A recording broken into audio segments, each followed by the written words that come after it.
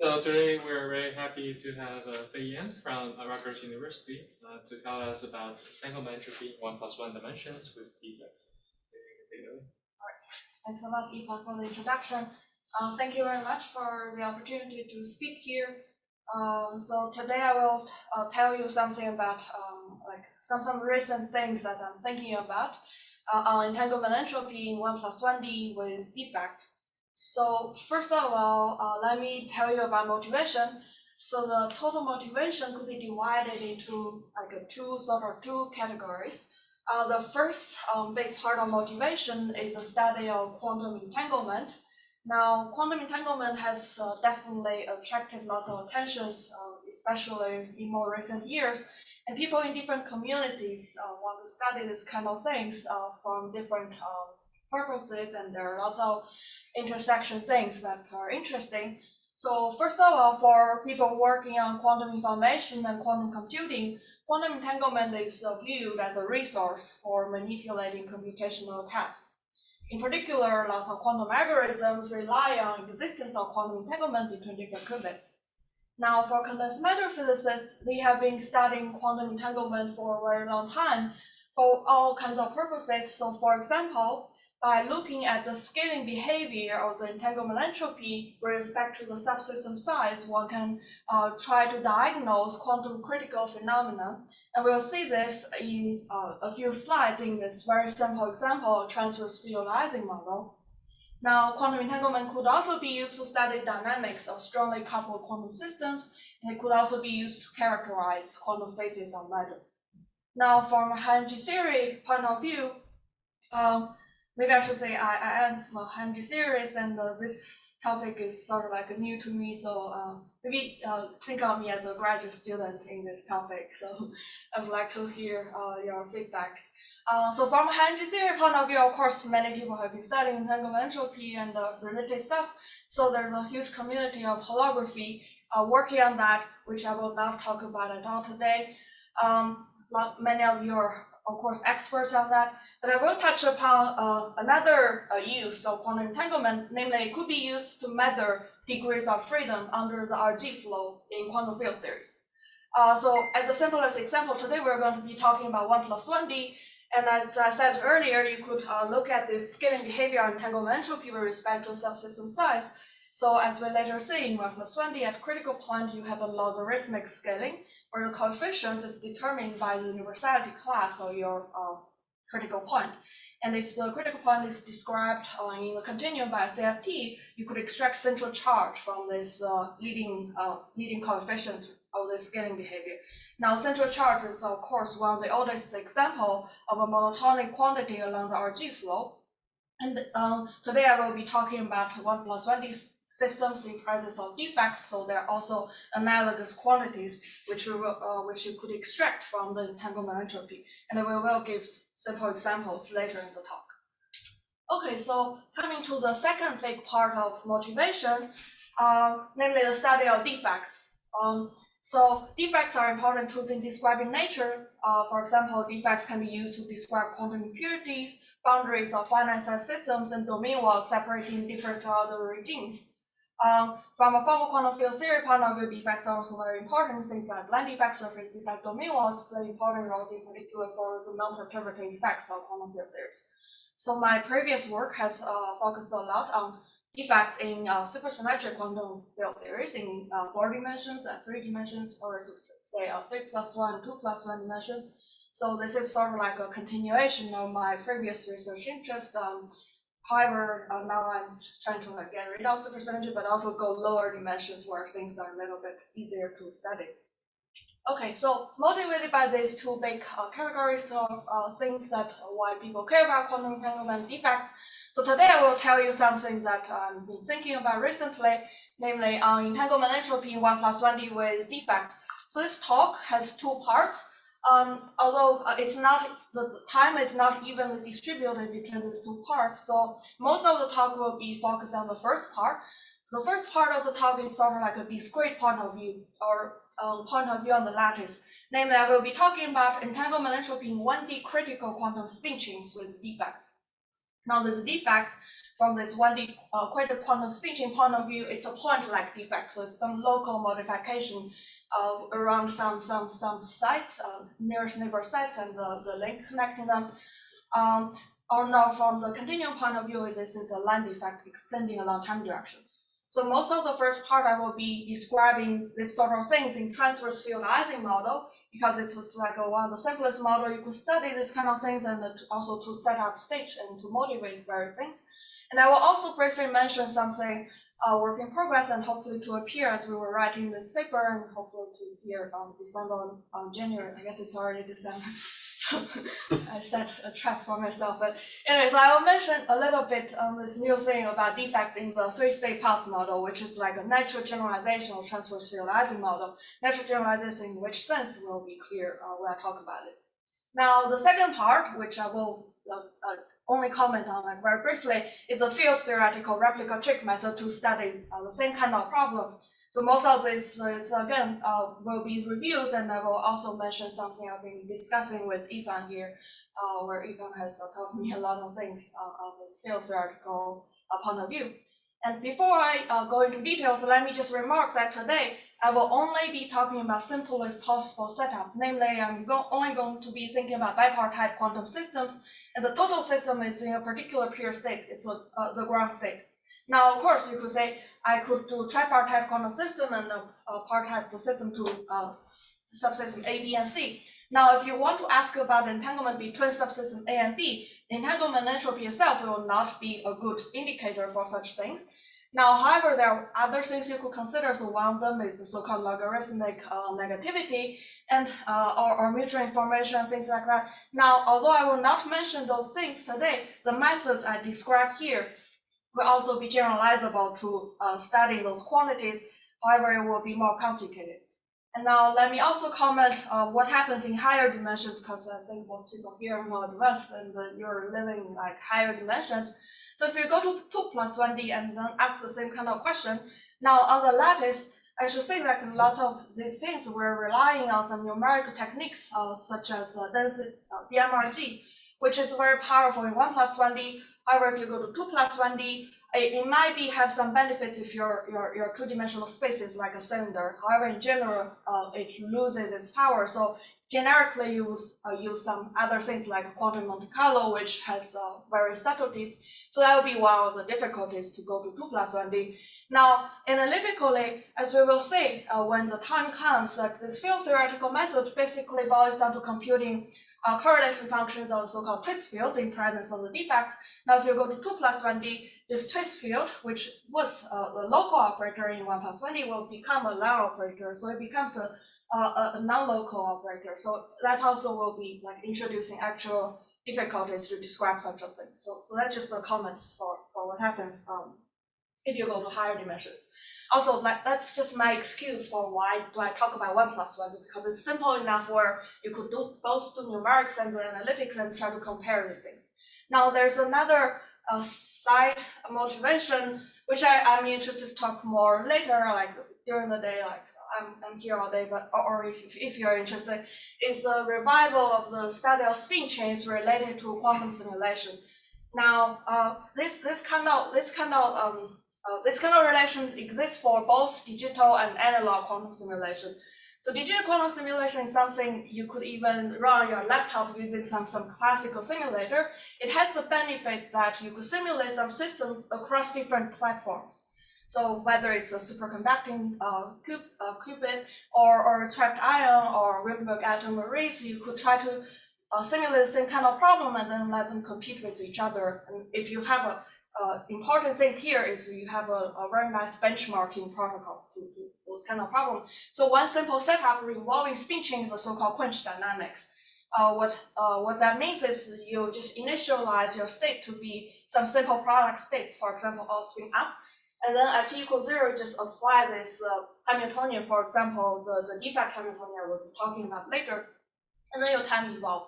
What does that mean is you discretize time steps, and each time steps you have this unitary time evolution operator. You could decompose it into a product of a single step unitary and the nearest neighbor step unitary, and then depending on the platform you're using, you further decompose such into universal gates, and then you could simulate. And then you could do measurement. For example, after evolve for time t, you could measure, for example, a single set spin field, or you could also measure the connected two-point function.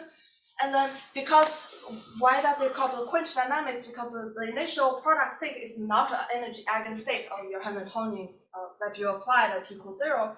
Instead, it's a superposition of different eigenstates, so you will get different frequency component. By doing a Fourier, for example, one perspective is by doing a Fourier analysis, you could extract the energy spectrum of the Hamiltonian you're applying, and then you could try to compare it with the expected values.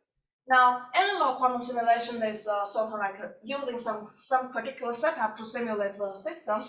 So one thing that I just want to briefly mention is this programmable Rydberg atom arrays, where each atom is a qubit, where the 0 is like the ground state and the 1 is a Rydberg excited state, where the atom looks like a hydrogen atom, where you have an electron which is very far away from the atom.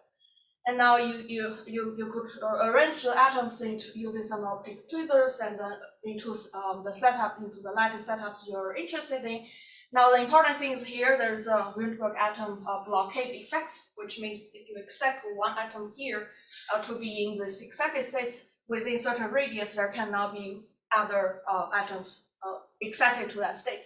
So the group at Harvard and also in the startup QIRA, and also some groups in Maryland, they've been trying to use this kind of techniques to realize various ordered phases and then to look at this order disorder phase trend. Of course, in the setup, people don't want defects. They want some nicely ordered things. So you don't want unwanted defects. However, you could ask the question of what if I want to engineer a defect in that case, which corresponds to the defect I will talk about later today.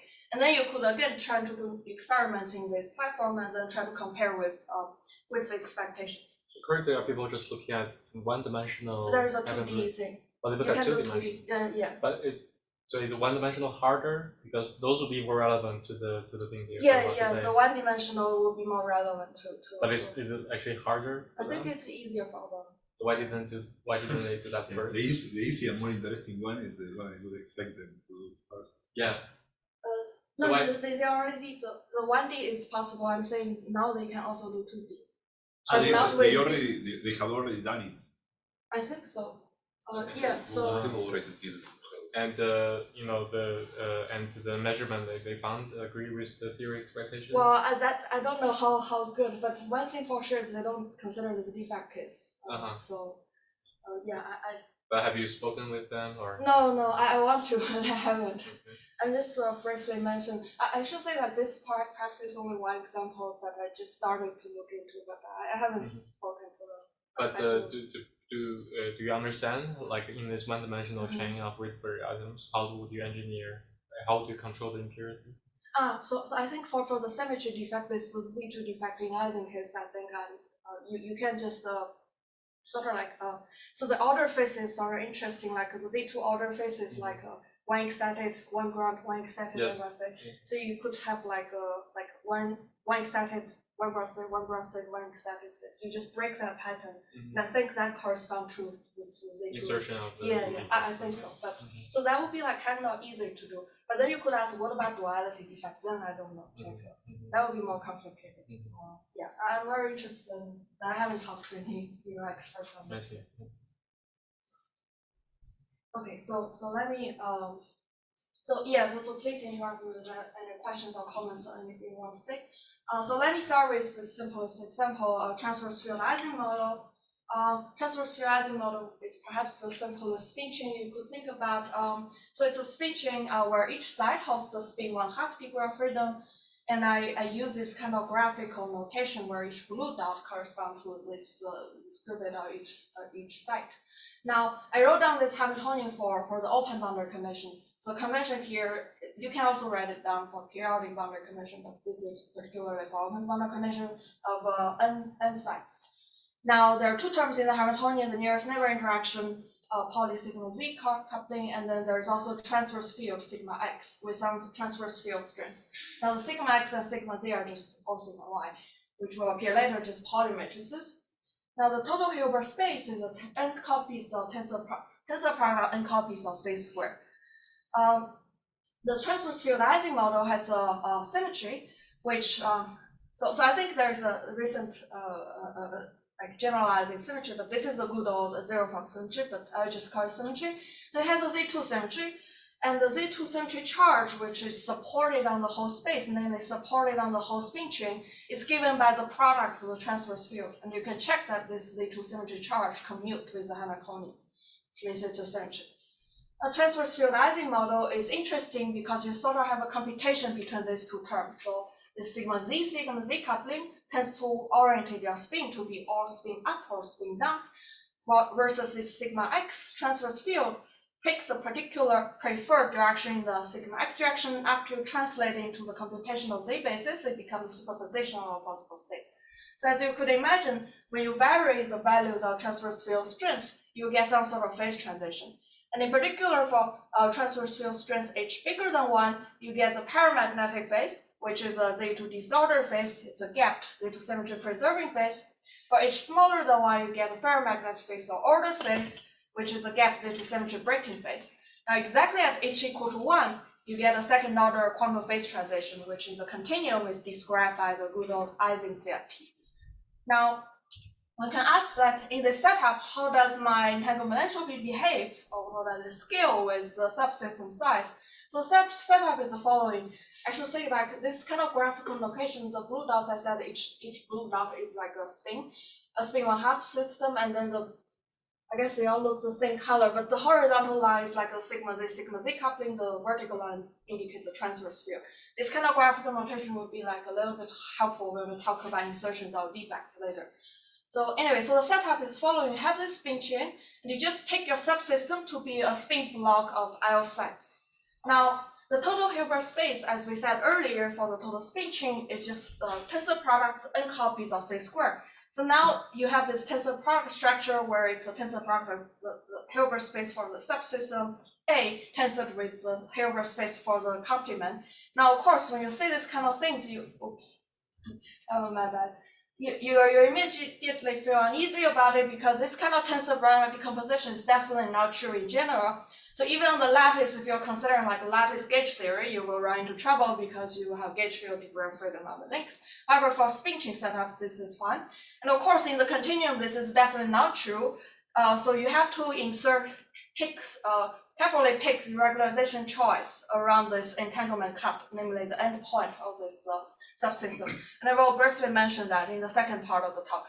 And to extract anything physical, especially if you want to extract some physical information from the subleading term of the entanglement entropy, you have to be careful with keeping track of these kind of regularization choices and doing various subtractions and etc. So you have to be very careful. But here for now it's okay. Okay, so given this kind of tensor product structure, now I said that I will just be talking about ground state entanglement entropy. Namely, I will take the state for the total system to be in ground state and trace out the complement of the subsystem that defines your density matrix, and then I will define the phenomenon entropy just as zero. Now, one meaningful question one could ask is how does this entanglement entropy or phenomenon entropy scale with respect to the subsystem size L here? The answer to this question depends on whether you're at the critical point or not. So away from the critical point, which is labeled by these different colors, when you increase your subsystem size, your entanglement entropy will grow first, but it will plateau at a particular value. And the saturation value depends on the correlation length of the system. And this figure I borrowed from this very nice written paper by Vidal and other people maybe 10 years ago, so it's not something new. At the critical point, namely H equal to 1, as you could imagine, the correlation length diverges, so the entanglement entropy will grow unboundedly. And in particular, it will grow logarithmically with respect to the subsystem size with some coefficient, and this coefficient, as we said earlier, depends on the universality class of your critical point. And for the Ising case, it's given by 1/6, or the central charge of the Ising CFT divided by 3. Now, this kind of result could be easily reproduced from this continuum CFT replica trick point of view, which I will also briefly mention in the second part of my talk. I should comment that here, to think about this plot, I'm assuming the total system size, namely the total n here, is much, much bigger than L. Now, later when I try to present you some numerical results, we were going to be using periodic chain And what you basically do is, first of all, you need to replace this out here to this so-called charge length, which you could think of as like a determined by the conformal transform from a cylinder to a plane. But there are also other things. If your subsystem size grows comparable to your total system size, there will be other like finite size effects, which I will talk about later. But here, the assumption is like this subsystem size is much smaller than the total system size.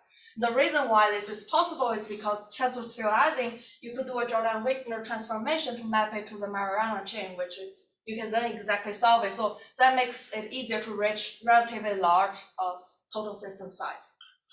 Sorry, yeah. Maybe you said it, but what are these various curves on this plot?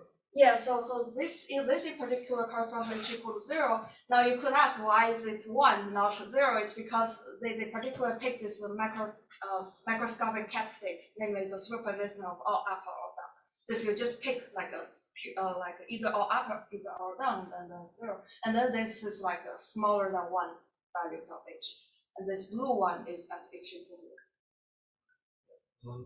Is there like actually a extension of the entanglement entropy formula at the critical point as a function of h? I remember people study like the massive people study the massive deformation of the Ising and they have an expression. I think maybe Cardi, right, or maybe others. I mean, anyways, they have a expression for entanglement entropy as a function of the mass in that case. Yes. I think the mass is like 1 over the correlation length. So this is perturbative in the mass parameter. So you can study it by like conformal coefficient theory, but there are actually some exact expressions because of the interoperability of this mass deformation. In this case, yes. It's just massive formula. But for the H deformation, well, people must have at least studied like some kind of conformal coefficient theory to see the H dependence for the going from quick gravity. Yeah, but I don't know if there. So I find correlation length as a function of h. Yes. Well, I think it's like h to the power of 1. And then you should be able to write down a formula. Yeah. This corresponds to a because it's L over C that appear in that formula, right? Really. Yeah. It will be a relevant deformation. Sorry. It will be a relevant deformation. Yeah.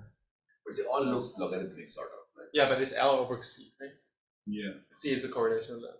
Right. C depends on H.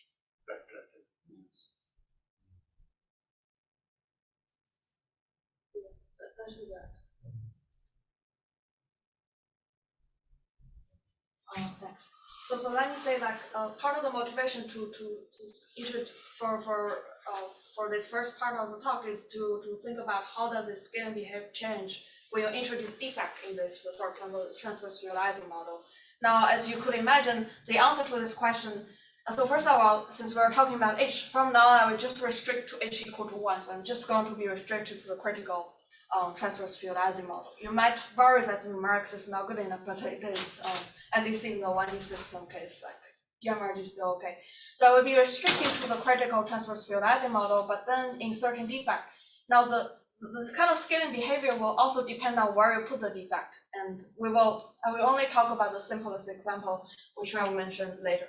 So now, okay, before we talk about entropy in presence of defect, I would need to first introduce defect. Like, what are the defects you could introduce in the transverse field Ising model that will divide this kind of this thing into 2 parts? So first of all, I will describe what are the defects in the continuum Ising CFT, and then I'll talk about the lattice realization of such defect.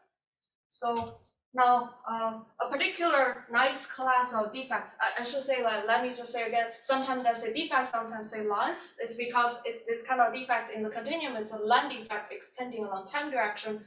However, if you talk about it in the spin chain point of view, it's a point-like defect. So we use lines and defects sometimes interchangeably. Now, particular types of line defect in the continuum Ising CFT is the so-called topological lines. So the name topological means the following: if you put your CFT, 2D CFT on flat space-time, and then put some line defects in the setup, now you could deform your line defects as long as it doesn't pass some local operator on which it acts. The partition function does not change. Now it's important to this assumption that you put your 2D set on flat spacetime, because on curved manifold you could have some phase because the counter term became the stress energy tensor and the defect. Anyway, so okay, so now what are the topological lines in the Ising CFT? Ising CFT is perhaps the simplest diagonal rational CFT. It has central charge 1/2, and there are three versor primaries: identity, the energy field, and the spin field, which I also wrote the left and right conformal weight for these primaries. Now, because it's a diagonal RCFT, we know the topological lines are given by the so-called Rayleigh lines, and there are also three of them: the identity line, which you do nothing, and the Z2 line, which I call eta, which is related to the Z2 symmetry. It generates the Z2 symmetry that we talked about earlier. And there's also this thing called Kramers-Warnier duality line, which denoted as N here. The construction of this Kramers-Warnier duality line in the continuum could be understood by gauging. So Ising has this Z2 symmetry, and it's non-anomalous, so you could gauge it or orbifold by Z2. In general, now you could try to only orbifold it or gauge it on half space divided by this line. In general, you will get some interface between two different series. However, Ising mod Z2 is still Ising, so you get a line defect N here. Now, there are lots of recent work actually generalizing this kind of little Kramers-Warnier duality line to higher dimensions, which is also very interesting. So particularly, three lines satisfy the following fusion relation. And this kind of fusion relation also could be understood from this gauging on half space point of view. Now, to actually realize these lines on the lattice, one important thing is to know how do they act under your lattice degree of freedom. Now, which means how do they act on the spin field? Because the spin field is a continuum analog of sigma z on the lattice. So the Z2 line acts on the spin field in the natural way. So the spin field is charged under the Z2. So now if you have an eta line, the Z2 line, and then also you insert this local operator sigma, when you drag eta across sigma, you pick up a minus sign. Now, the duality line N here acts on the spin field sigma in a more interesting way. So first of all, from this fusion relation, you realize that this duality defect must annihilate your spin field, because 1 minus 1 is 0, and the square root of 0 is still 0. So what happens is, if you pull this duality line across sigma, you will end up with a disorder operator mu here on the other side, which is not a local operator. It has to be attached to this Z2 line eta here, where the Z2 line eta is also attached to the duality defect. And now this kind of things could also be also has this nice interpretation by gauging on half space, because when you get to Z2, you have a dual Z2, and then the generator for the dual Z2 is given by the Z2 Wilson line in the original setup. But that's like some also has nice higher dimensional generalization. Okay, now we introduce these topological lines in the continuum. How do you realize them in the actual lattice critical transverse field Ising model?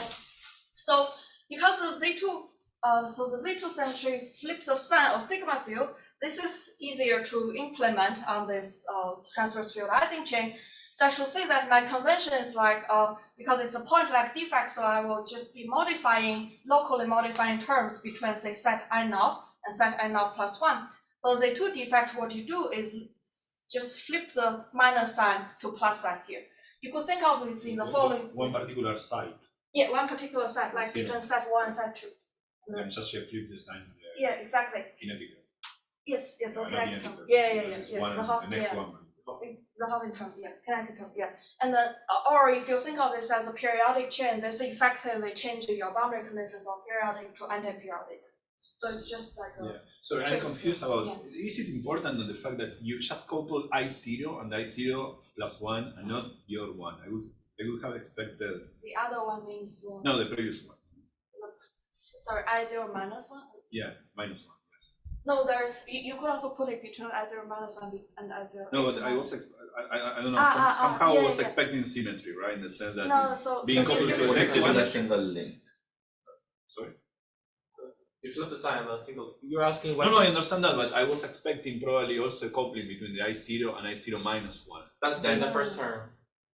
So the first term is not modified. I'm only modifying. You could think of the following. To think of this defect is supported exactly at the link. No, I understand. I understand that it's included there with a minus sign. That I was expecting that the I0, the one that is where the impurity is. Yes, yes. Yeah, So to be Impurity is different with the next one and with the previous one, in the sense of being symmetric for that yeah, one. yeah. So, It does not sit on the side, it sits on the link Yes. between 0 and 1. Exactly. It's only, It could sit on 0 and between so I'm 0 thinking on the- that yeah, the okay. defects sitting here.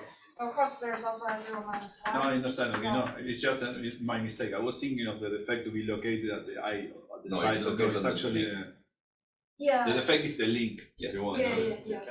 yeah. Yeah. And you can also think of the following, like just flip the sign sigma z Yeah. on one side, and then it will only matters for that term because all the other kinetic term is still like. So just another question. I mean, Yeah. H is important. You mentioned before the H is important for having this phase transition, the critical point. But suppose instead of putting a plus in the defect, I put just a coefficient. Yeah, I will talk about that. You Okay. have a continuous family. Those are not topological. Okay. Those are flows in the continuum flows conformal lines, but that's my next slides. Okay. Perfect. Yeah, so I will mention that. So this is a Z2 defect or effective change of boundary condition. Now, what does topological mean in this sense? So topological just means that there exists some local unitary which relate this kind of defect Hamiltonian to another defect Hamiltonian where your position of the defect is shifted. So, for example, there's a if I conjugate, for example, by the sigma x on set I naught, I could shift the defect from this link to the link on the left. Yeah. So because it's a local unitary, your spectrum doesn't change. So that's what topological mean in this sense. Now let me just comment on this. So I'm talking about defect, but you could also think of this operator sense where in the continuum it's the question of whether this whole one-dimensional thing is extended along time direction or it's at a fixed time. So you could also think about operator. Now in that sense, the operator, the topological means that that kind of operator will commute with your Hamiltonian. But I'm only talking about the defects, and so it's always local modification on some link. So okay, so the duality defect is slightly more interesting here. So first of all, so you see, I'm just reintroducing this kind of graphical thing because it's perhaps helpful to just recall that each blue dot is a spin, and then this thing is sigma z, and this thing is sigma x. So on set I naught, I would delete this transverse field, and then between the link between I naught plus 1, I will change the coupling from sigma z to sigma y sigma z. So you might think that looks weird, and I could talk more later. But the thing is, like, if you try to do the so-called Kramers-Warnier duality on half of the chain, so for example, only on this half, then this coupling will become a coupling between the sigma z and the dual spin de Graaff radial, the mu z. So it's like a lattice version of what happens here. So you would have some coupling between sigma mu exactly at the defect side. And as I said, I could show you concretely after the talk, but that's why it's called the duality defect. Now, I didn't write down, of course, so here, this thing is also topological means there exists a unitary, which, for example, could shift this side to, say, between these two sides. Now, it's going to be more complicated because you first need to add this transverse field here and then delete it here and then change things accordingly. Such unitary exists, and I didn't write it down, but it's actually quite interesting to work it out, and it's actually, in my understanding, it's more complicated than continuum, the way to think about topological defects here. And another comment is, like, you could also try to think about fusion. So what happens is you can put two defects, so one between these two sides, and suppose I could, for example, I could put a Z2 defect here, namely just change the sign for this link to be plus. And now I could use this this local unitary to move this Z2 defect on top of this duality defect. And then by working out these things, you could see that then you just equivalent get just a single duality defect. And that's the lattice representation of this particular fusion view. That n fused with eta or eta fused with n is n. Now, to work out this n squares 1 plus eta is also very non-trivial and quite interesting. So, but the bottom point is like the fusion rules, although it's quite straightforward in continuum, to realize and to see the fusion rules on the lattice is very non-trivial already for the Ising case. Now, okay, so we talk about topological defects here. Now, there are actually these two topological defects, the Z2 defect, the duality defect, are two special cases of two continuous families of defect. Now, the first type is the so-called energy type, where what you do is you change, again, you have this defect side, the link, and then you change the coupling in parentheses in front of this link. So if B in principle could take any real number, B equals to 1, you've done nothing, so it's the identity defect, or just do nothing. B equals 1 minus 1 is a Z2 defect, eta, that we talked about earlier. Now there are also other special values of B, namely 0 or plus minus infinity. Why are they special? Because in those cases, you're effectively decoupled the two systems on two sides of your defect. So in particular, B equals 0, you could think of as imposing free boundary condition for both left and right side of the defect, and then plus minus infinity correspond to the fixed boundary condition. So for example, if I take B goes plus infinity, so that fixes the spin on this defect side to be either both up or both down. So it's like a fixed boundary condition. Now, the duality, the Quermas-Ranier duality defect is also a special case of this continuous families of so-called duality type defect. So what you do here is, again, you put a coupling in front of this defect link.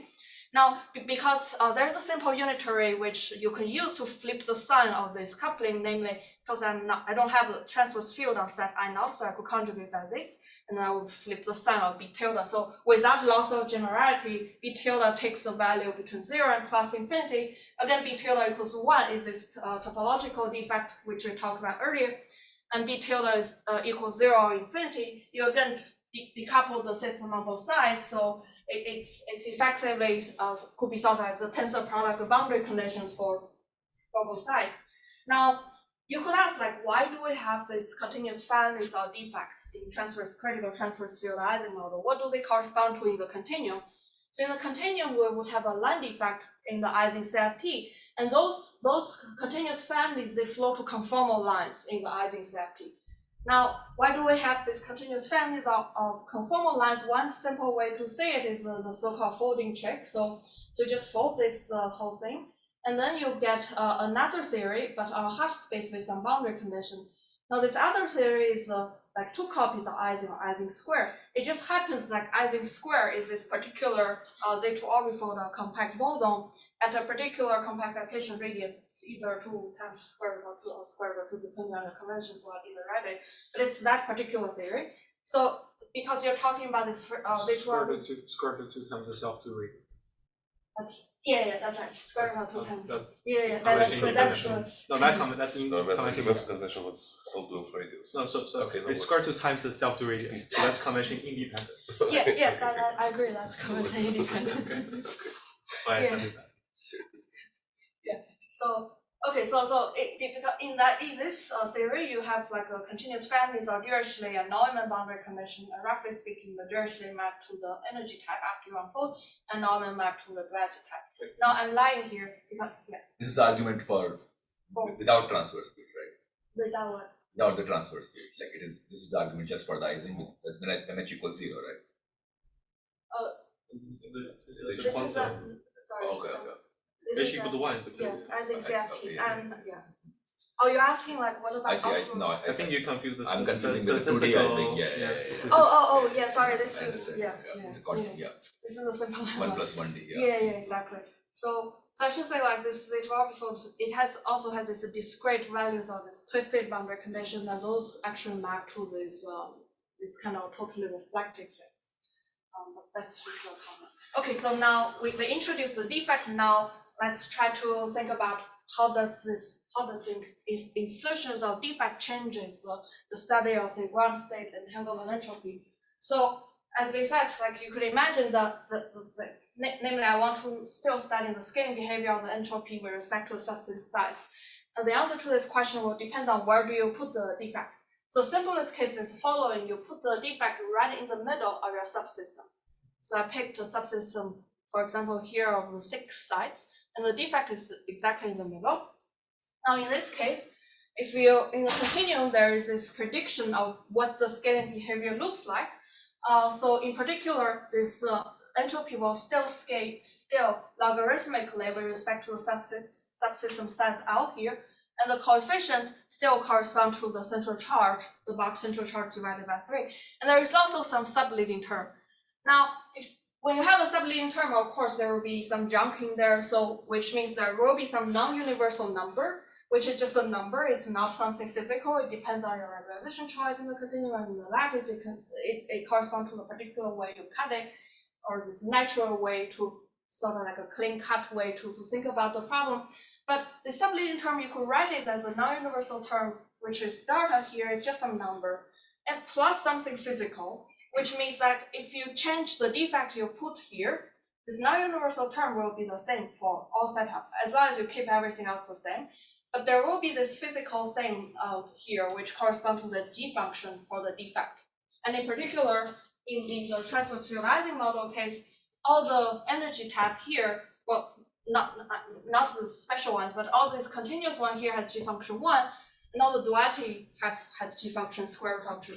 Let me just comment those discrete ones has lower than 1 G function, so they're all stable. Anyway, so that's something physical distinguishing this different defect. And this G function from a theoretical point of view is also maybe the simplest example of the monotonic quantity you could associate with the defect along the RG flow, which is also like an old subject. And you could check this kind of things, this kind of scaling behaviors and extracting our G functions numerically. So here, this figure is this is done by this recent paper by Amanda Roy and Hubert Salur, where, for example, if you try to fix this kind of entropy for the Kramer-Svernier duality defect, and here those are given by the green dots, and the red or maroon ones correspond to the Z2 defect case. Now, there's some subtleties which I'll mention later, and also in the Potts model. But if you look at these points, you could fit it linearly with respect to log of L. And I should say that, sorry, in practice, what they're doing there and what we're doing in Potts is to put the system in a periodic chain. So as I mentioned earlier, so you need to change this L to this so-called charge length, but that's just related to the conformal transform. And now from the slope of this fit, you should be able to extract the central charge, which is 0.5 in this case. Now, if you compare the offset, so namely the offset of this straight line here, subtracted the offset of this maroon line, you get about log of square root of 2, which is the log of the G function for the duality defect. Now, you might think that this is just a difference. It doesn't give you the absolute value of the G function.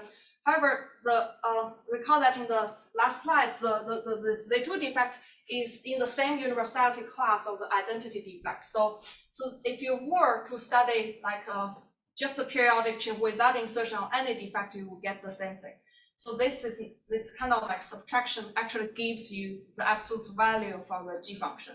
And in this example, it gives you the G function for the Kramer-Svernier duality defect. And so as I said, like here you see these dots are going to be deviating away from this straight line. It's because to derive this kind of formula here, you're still using the assumption that the subsystem size is much smaller than the total chain. And how do you think about it when the subsystem size is comparable? I will mention that in the Potts case briefly, but here I'm just still trying to talk about simplest case. So there are two sets of data points for the top line. Say it again. Are there two? Yeah. So there's one expected value. One is like the actual thing, which will, So in the Potts case, it's. But they coincide somehow for the Z2.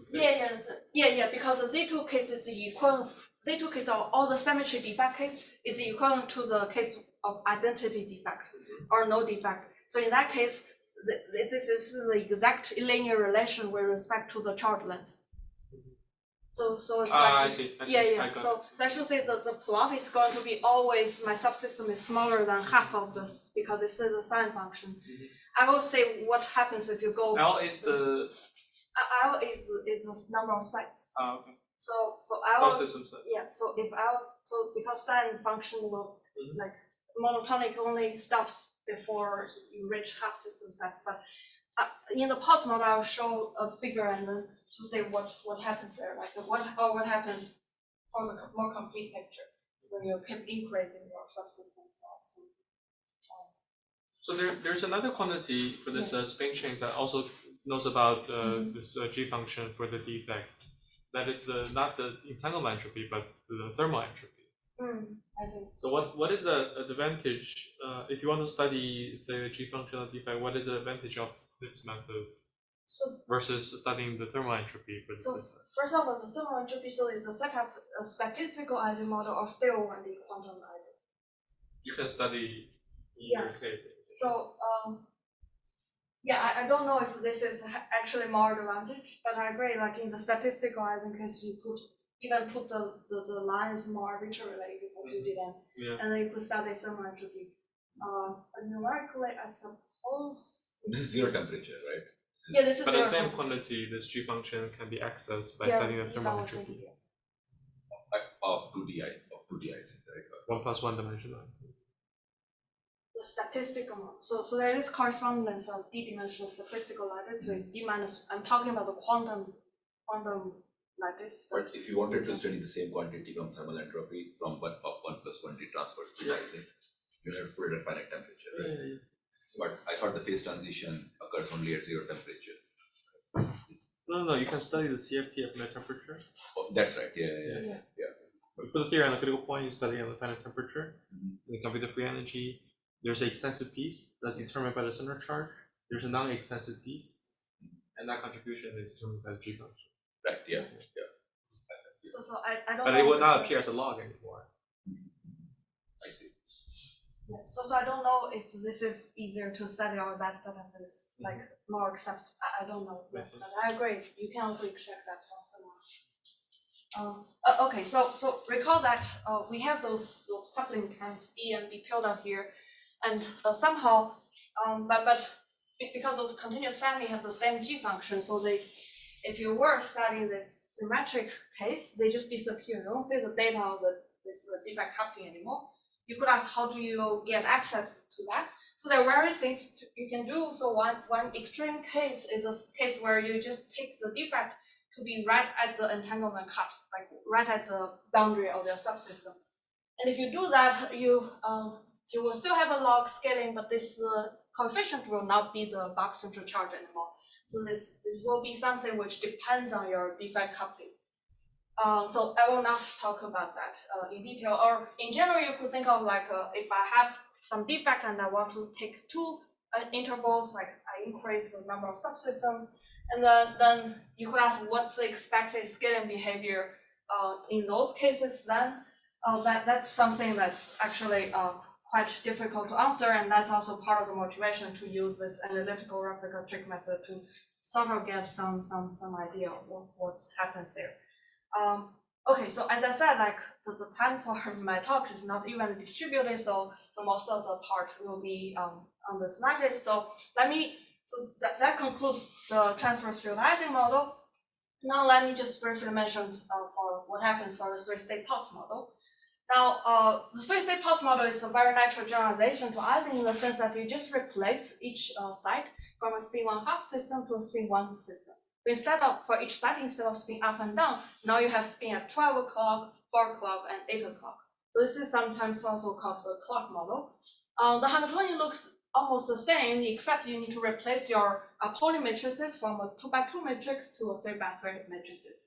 So namely, this sigma here could be viewed as measuring the spin, where omega is this principal third root of unity, and tau here could be viewed as shifting the spin.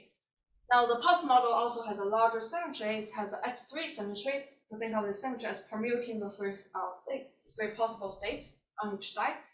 And it has a structure of semi-direct product of Z3 and Z2 charge conjugation.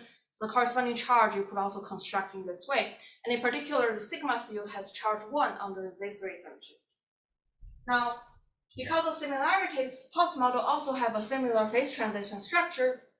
Namely, as you vary the transverse field H here, you will get either disorder phase or order phase, and exactly at H equal to 1, you can get a second order quantum phase transition, which in the continuum is described by the three-state Potts CFT.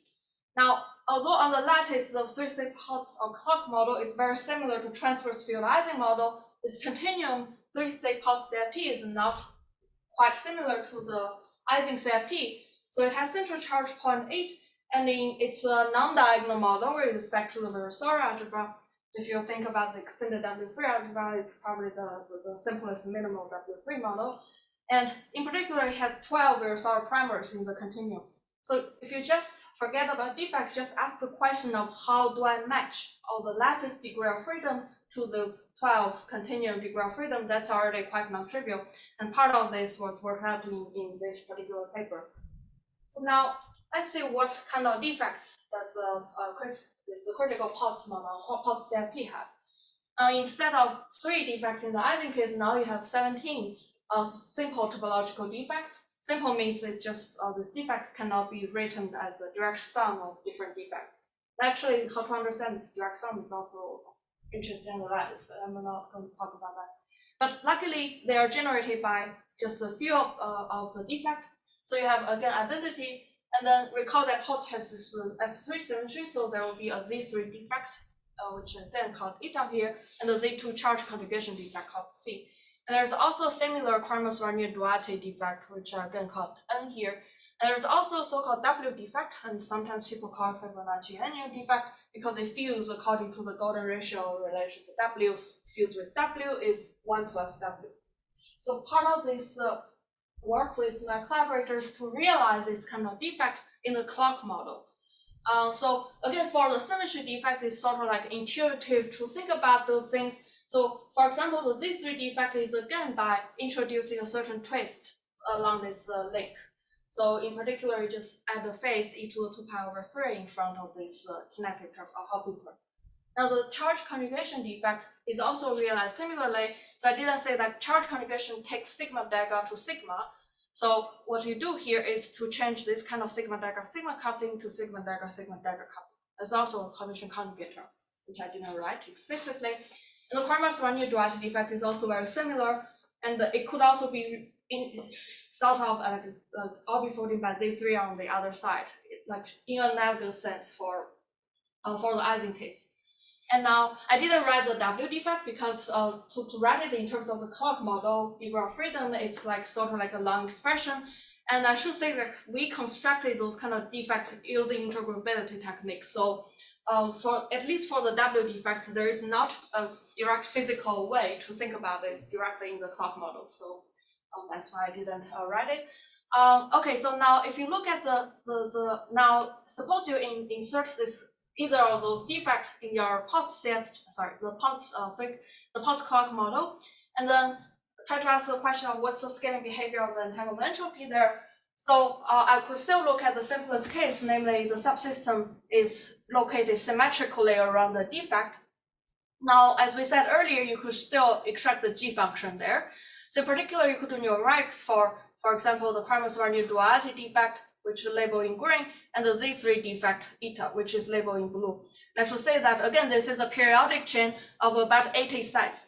So because here, of course, you could say in Ising case, because it's exact solvable, especially convenient if you do Mariana or Jordan-Wigner transformation. For POTS, you could do something similar, but that doesn't actually land you to something useful. It lands you to a parafermion model, which is not useful to directly use. So basically what we do is directly to do DMRG in this POTS CFP, the original POTS clock model. And again, this is a charge length. And if you put the Z3 defect, or equivalent if you put the charge conjugation defect, you will again get a straight line fit here, because it's like equivalent to, again, they're all in the same universal class with the identity defect, and which, as you could predict, is a strict defect, and is a straight line fit.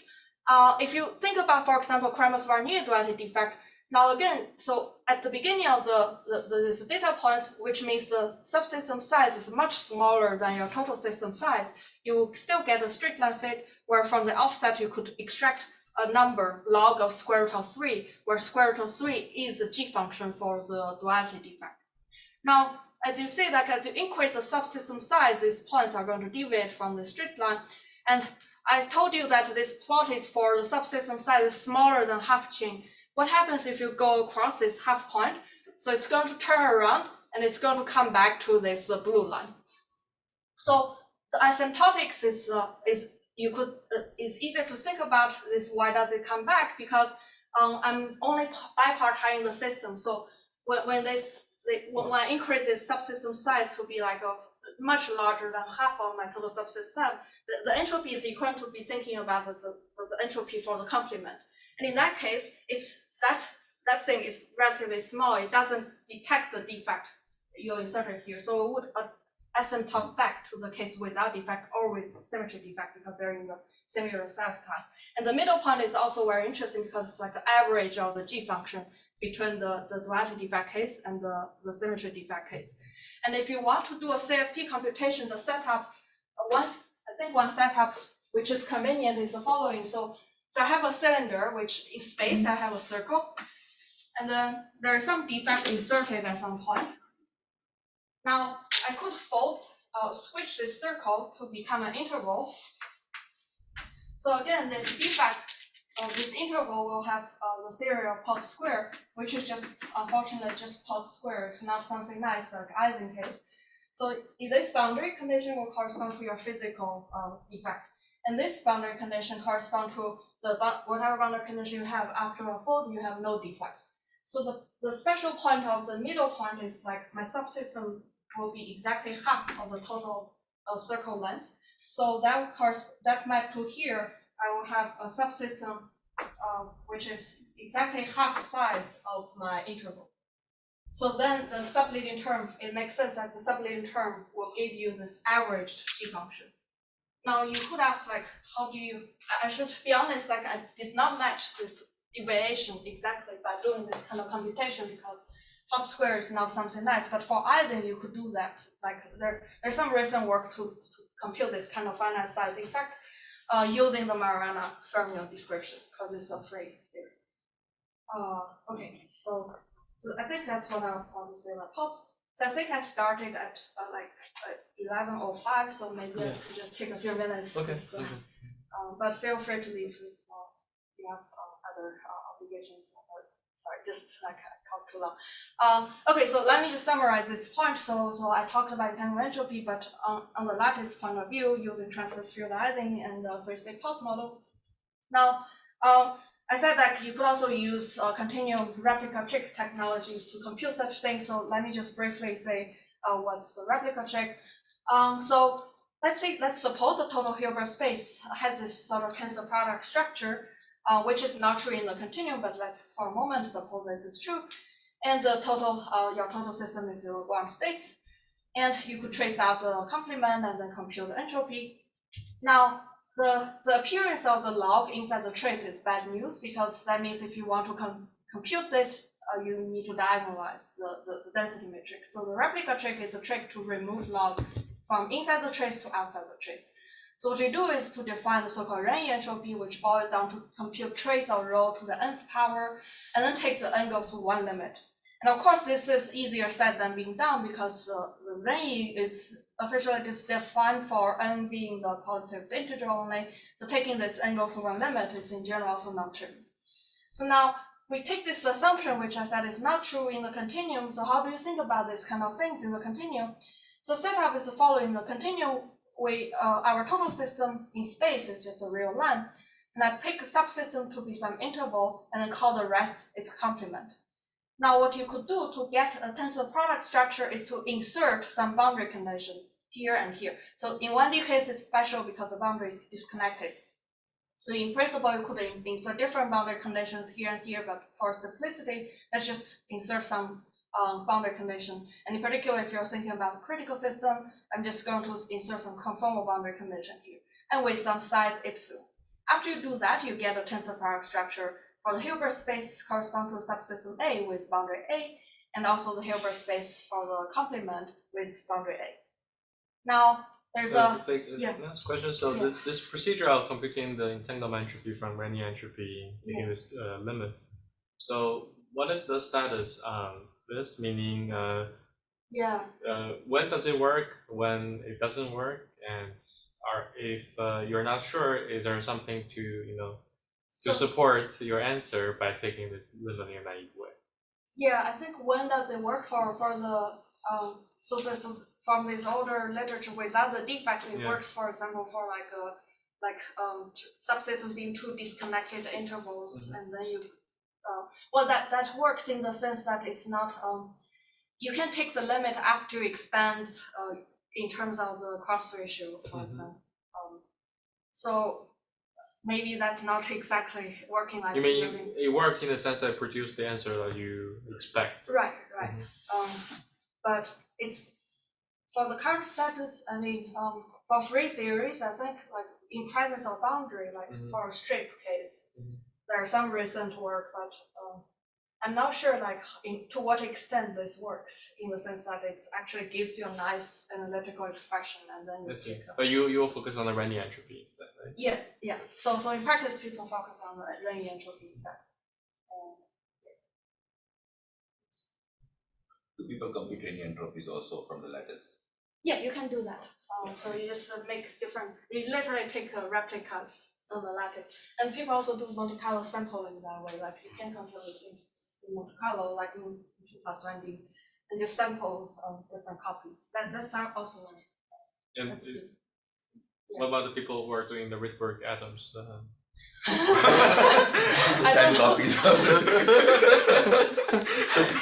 don't know. It's not enough. It's like only 51 atoms, right? I don't think they're that far yet. 5, 10, 5 copies of 10 size. Yeah, I hope nobody here works on that because but I don't think they're that far yet, from my understanding. But people could disagree with me because I don't know much about it. Okay, so anyway, so in this setup you can do so the Renyi entropy you can compute using a path integral formulation. Essentially you would that boils down to compute the partition function. Like in the single interval case, the n-fold cover of this plane with 2 holes, where to the holes are your regularization. So you dig out a little disk with say radius epsilon. And at the circle, which is the boundary of the disk, you impose your conformal boundary condition A. And you could just carry out that calculation because the conformal map is relatively simple here. So you could decompose into 2 steps. First, stretch this whole interval to be, say, along the whole positive real axis, and then just map the whole thing to a cylinder. And then you could, that boils down to after modulus transformation, that boils down to compute this sort of like amplitude. And in particular, if you carry out such a thing, you do say this kind of logarithmic scaling with this coefficient depending on the central charge. And also there will be a boundary G function here, period, which is the overlap between the corresponding Carty states for this regularization boundary condition and the vacuum. Now this kind of boundary entropy, of course, is regularization dependent. It's not something physical. So this G function, you keep it here. But what's important here is later when you insert actual defect, you have to make the same choice of the regularization choice. Anyway, whatever boundary condition you pick here, you pick the same, and then you could subtract things and then try to compute. Now, I should say that if you want to get anything sensible or trick the regularization choices very carefully, you have to compute everything on the replica manifold, namely like this kind of computation. It gives you like a careful treatment of the regularization. However, when you have multiple intervals or situations more complicated, one good bookkeeping device for you to utilize the kinematic advantage of conformal symmetry is the so-called twist field formalism. And now, which means this replica manifold partition function is in some sense equivalent to a partition function, a simple 2-point function partition function with the so-called twist field insertion, implementing this kind of like a Z mod n thing in a different theory, which is n copies of the original theory mod the cyclic Z-n symmetry. Now the twist field is some primary scalar in this replica theory with a corresponding conformal dimension, and you could check that I just copied the answer from last slide. This form takes the expected form of the 2-point function, and in particular, your regularization choice here goes into the normalization choice of your twist field. Now, suppose you want to carry out those kind of computation for the case of in presence of line defect, then you would be led to computing, for example, in this case, I have 2 intervals, I will computing the 4-point function of this twist field in presence of a line. Now, the line L here, I put a subscript n, because if you this line is not your original line, but sort of like uplift your line defect into this cyclic orbifold theory. And in particular, the primaries, like the local operators living on the line will depend, the spectrum will depend on n, which introduces another complication in actually carry out this kind of computation. Now we could look at the simpler setup, And in this setup, there's also only one particular case where you could say something universal, like there's some universal analytical expression you could write down easily. That's the following case, namely you consider 2D CFT, but on a half space with some boundary condition B here. And then the subsystem A here is some interval touching the boundary. And in that case, you could still use a conformal map, easily map it to a cylinder. So first map it to a disk and then map it to a cylinder. And that gives you some answer. You could compute it very easily. And that corresponds to this one-point function of the twist field in presence of boundary. I should say this is B and B. So then from this, you could extract the entropy. And in particular, the boundary G function appears in the subleading term. And I didn't tell you in detail, but if you choose the same kind of regularization choice here at the entanglement cut, you could extract this G function by comparing the subleading term in presence of boundary versus without the boundary. Now, the next thing you could ask, what about my subsystem is the interval away from the boundary? And this kind of setup has been studied by some people in holography before. And I will just very briefly say what happens if you want to get an exact answer. So that corresponds to computing this kind of two-point function in presence of the boundary. Now, the boundary case is simpler than the defect case because kinematically you know what to expect because the conformal boundary preserves exactly one copy of Resora. So the two-point function will take the same kinematic form of a Carroll four-point correlator.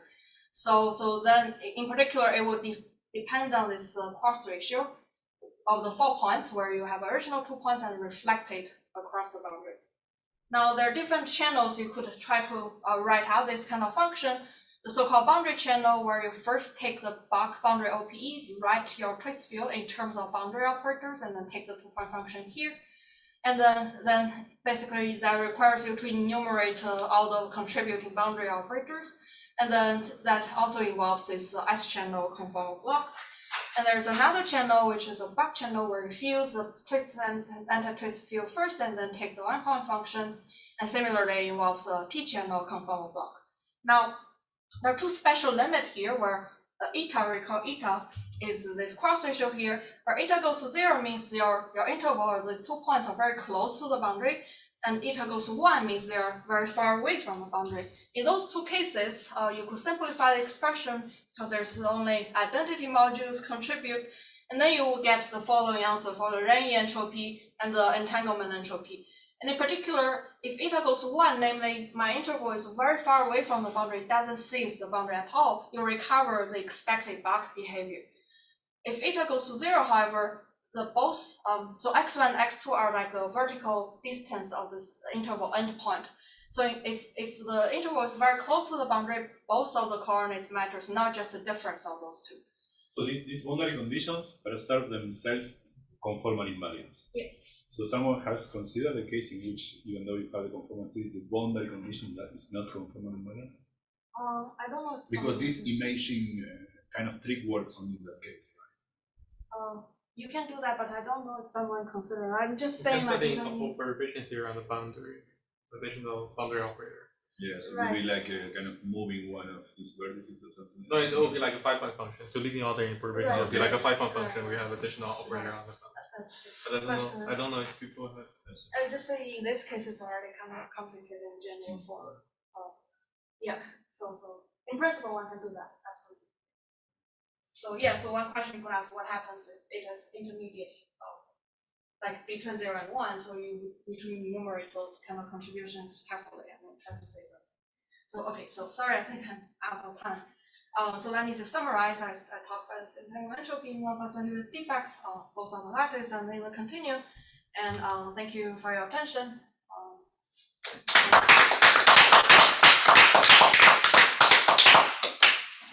There were already many questions during the talk, but any more questions? I don't have more, but thank you very much. Well, if not, let's thank Fei again. I mean, Fei is here for the day, so.